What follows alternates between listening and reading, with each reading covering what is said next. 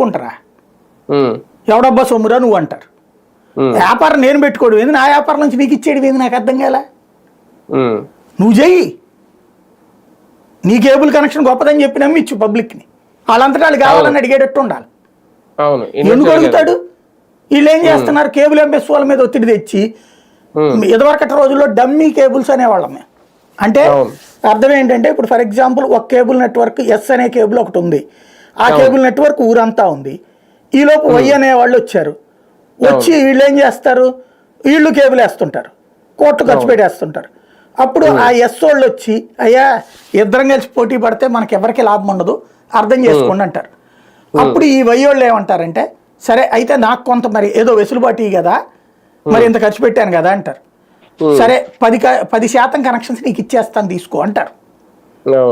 అంటే వాళ్ళు ఆల్రెడీ ఉన్న వాటిలో 10% వీళ్ళకిస్తారు. వీళ్ళు కంట్రోల్ రూమ్ పెట్టుకుని నడుపుకుంటుంటారు.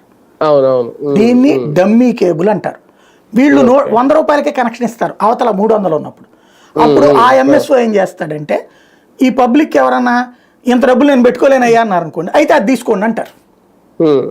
అదే డమ్మీ కేబుల్ అంటాం. ఇప్పుడు అట్లా డమ్మీ కేబుల్ గా ఉంది ఫైబర్ నెట్ అనేది. ఫైబర్ నెట్ డమ్మీ కేబుల్ గా ఉంది. నీకు అది కావాలంటే అది, ఇది కావాలంటే ఇది. కాకపోతే వ్యవస్థ మొత్తం ఇప్పుడు దగ్గరగా ఒక